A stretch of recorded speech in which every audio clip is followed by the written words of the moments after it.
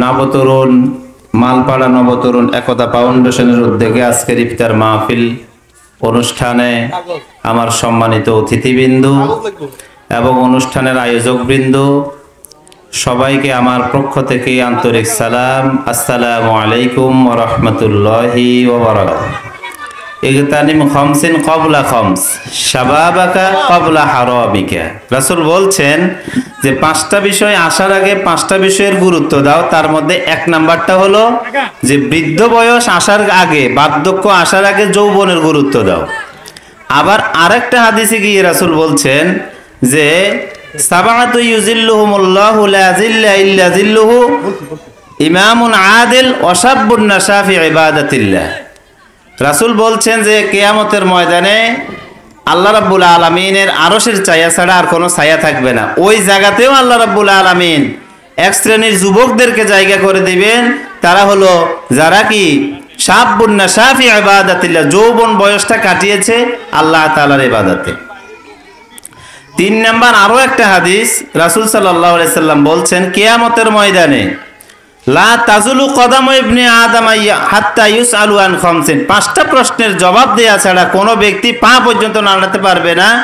তার মধ্যে ওখানেও আছে যে আন উমরিহি ফিমা আফনাহু ওয়া আন শাবাবিহি ফিমা আবলাহু, তোমার জীবন কোথায় অতিবাহিত করেছো, জীবনের মধ্য থেকে যৌবনকালটা কোথায় অতিবাহিত। এরপরে প্রত্যেকের ঘরে ঘরে নিয়ে ঈদ সামগ্রী পৌঁছে দিয়েছিল এই নবতরুণ একতা ফাউন্ডেশন।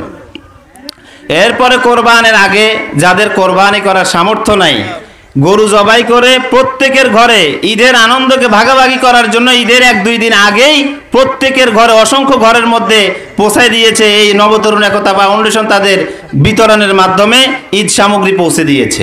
বিসমিল্লাহির রহমানির রহিম। ওয়া'তাসিমু বিহাবলিল্লাহি জামিআন ওয়া লা তাফাররাকু।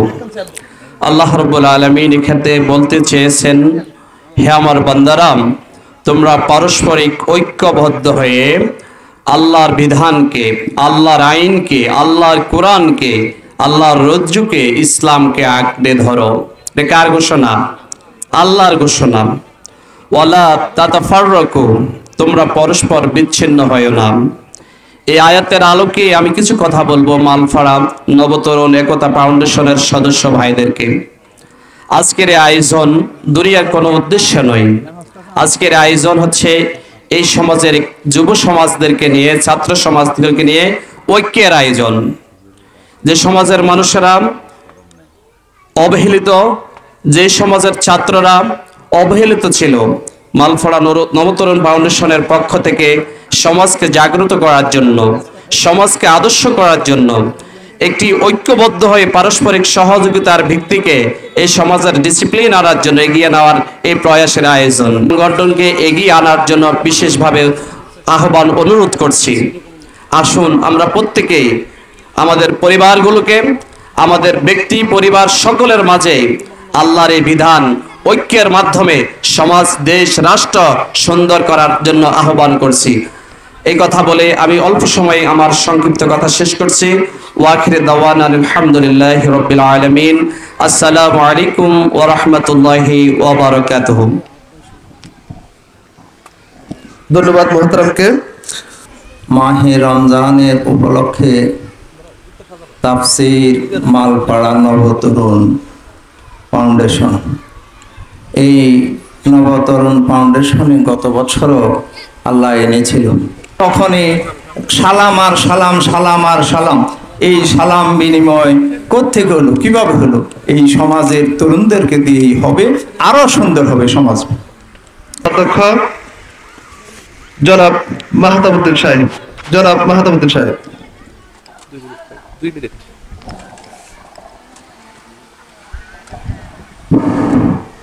আউযু বিল্লাহি মিনাশ শাইতানির রাজিম। বিসমিল্লাহির রহমানির রহিম। মালপাড়া নবতরুণ একতা ফাউন্ডেশন ইফতার আয়োজনের পক্ষ থেকে অভিনন্দন, শুভেচ্ছা।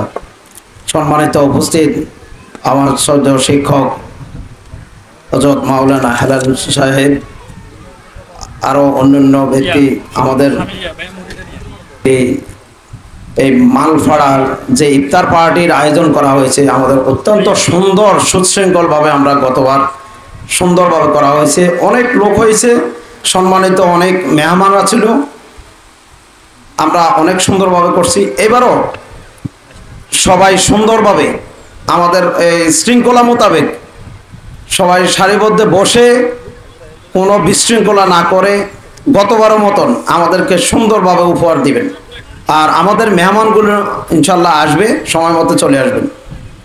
আমি আপনাদের কাছে আরেকটা কথা বলতে চাই, এই নবতরুণ যে উদ্যোগ যে ইয়াটা নিয়েছিলেন মালপাড়া, এই মালপাড়ার শব্দটা সবাই বলতো খারাপ খারাপ, কিন্তু আপনারা এমন পর্যায়ে কাজ করবেন যে মালপাড়ার একটা সুনাম অর্জন করে দিবেন, সারা রামগতির মধ্যে একটা অলৌকিক সৃষ্টি হয়ে যাবে। আপনাদেরকে দেখে এই রামগতির মধ্যে প্রত্যেক জায়গায় জায়গায় আপনাদের মতন এইভাবে করবে ইফতার পার্টি, আর আপনাদের স্মরণ করবে, তখন বলবে যে মালপাড়ায় প্রথম করছে ইফতার পার্টি। এখন সুন্দরভাবে নবতরুণ ছাত্ররা, আমি এই নবতরুণ লোকদেরকে উদ্দেশ্যে একটা কথা বলি, আপনারা আগামী সুন্দরভাবে কার্যক্রম করবেন। যে উদ্দেশ্যে আপনারা যে কাগজটা লিখছেন, আমি চাই এই কাগজটা আপনারা বাস্তবায়ন করবেন। আর এই এলাকার নবতরুণ যারা এই সংগঠন তৈরি করছে, যারা এই ইফতার পার্টির আয়োজন করছে, তাদেরকে ধন্যবাদ জানাই। তারা গত বছর সুন্দর সুশৃঙ্খলভাবে একটা ইফতার পার্টির আয়োজন করছে, আমরা অংশগ্রহণ করছি, খুব সুন্দর হয়েছে, আমরা খুশি হয়েছি। অনেক মান্যগণ্য লোক ছিল, এবার কেউ অনেকে আছে। যাক, আমরা আশা করি যে সংগঠন আমরা তৈরি করব। এটাই আরবি হয় হেল্পফুল মালপাড়া। তো এটা উনি যে কতগুলি উদ্দেশ্য বলেছেন, তার মধ্যে 6 নম্বর নাকি 9 নম্বরে একটা উদ্দেশ্য বলছেন, আলোর পথে নিয়ে আসার জন্য। আসলে আপনারা যে উদ্দেশ্যে এটা সংগঠন করেছেন, উদ্দেশ্যের সাথে বাস্তবতার যদি অ্যাকুরেট না হয়, তাহলে আপনারা লক্ষ্যে পৌঁছতে পারবেন না, টার্গেট আপনাদের সফল হবে না। আমি একটা উদাহরণ দিই, ধরেন এখানে একটা ঘরে আগুন লাগছে, কি লাগছে? আগুনটা নেভাইতে হইলে এখন কি দরকার? পানি। আচ্ছা, কেরোসিন তেলটার আকার আকৃতি কি পানির মতো নাকি অন্য কোনোটার মতো? আচ্ছা, সয়াবিন তেলটা ভালো করে খেয়াল করে, আমি বলছি অল্প কথা বলুন, না হলে কষ্ট পাইবেন।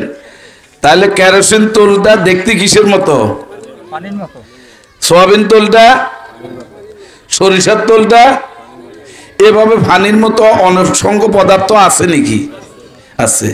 এখন যদি কেউ মনে করে যে আগুনটা নেভানোর জন্য এই সয়াবিন তেলের ঝেড়টা নিয়ে, যে এটা যখন পানি, এটা আমি ঢালি দিই, আগুন কি বাড়বে না কমবে? হ্যাঁ, ভালো করে বুঝেন, আগুন বাড়বে না কমবে? কেন কেন বাড়বে? এটা পানির মতো দেখতে দেখা যায় না? দেখা যাইল এটা আগুন নিভানোর জন্য নয়। এরপরে একজন চিন্তা করলো সয়াবিন তেলে যখন ঘটনা উল্টো হয়েছে, তাহলে হয় বেকুব অর্থাৎ। এবার কি করো, আমরা এই কেরোসিন তেলে জের গোগা ঢালি দিই, তাহলে আগুন নিববে না? কা নিববে না? কা আরো বাড়বে, কারণ ওটা তেজস্ক্রিয়তা বাড়ায় আগুন। আমার কথাটা ভালো করে খেয়াল করেন। এরপর আরেকজন চিন্তা করলো, এখন এই যে ভুট্টা মার্কা সরিষার তৈল আছে 1 নম্বর, এটার কয়েকটা জের ঢালি দেখি, ওটা তো পানির মতো দেখায়। সম্মানিত ভাইরা, আরো বাড়বে কি? এই কথা আপনারা বলছেন, ইফতার মাহফিলে আসছেন, আল্লাহকে সাক্ষী করে কথা বললেন, আরো বাড়বে না কমবে? বাড়বে। তাহলে আগুন পরিপূর্ণ নিভবে কখন? যদি এই পুকুর থেকে পানিটা দেন। এবার সহজে দেখেন বাস্তবটা, সময় যেহেতু কম আমি বেশি কথা বলবো না। রাসূলুল্লাহ সাল্লাল্লাহু আলাইহি ওয়াসাল্লামকে আল্লাহ পাক এই পৃথিবীতে পাঠালেন, পাঠায়া ওনাকে একটা আইনের কিতাব দিলেন, যেটা ওনার উপরে যারা ঈমান আনবে তাদের জন্য সংবিধান। দস্তুরুল লিল মুমিনিন, যারা এই কালেমা তৈয়বা পড়বা তাদের জন্য এটা আমার আইন, এটা আমার কিতাব, এটা আমার সংবিধান। এই অনুযায়ী যদি তোমরা বিধান কার্য চালাও, রাষ্ট্রকে চালাও, পরিবারকে চালাও, সমাজকে চালাও, তাহলে আল্লাহ কোরআনেই বলে দিছে এটা নাজিল করি লিতুখরিজান নাসা মিনাজ জুলুমাত ইলান নূর। কোরআনের আয়াত। কোরআন কেন পাঠাইছে? মানুষকে অন্ধকার অসত্য থেকে বের করে এনে সত্য শান্তির আলোর পথে প্রতিষ্ঠিত করার জন্য। তাহলে কোরআন দিছে ওই জন্য। আল্লাহর কথা ঠিক না, আপনারা যারা কবেন আপনারা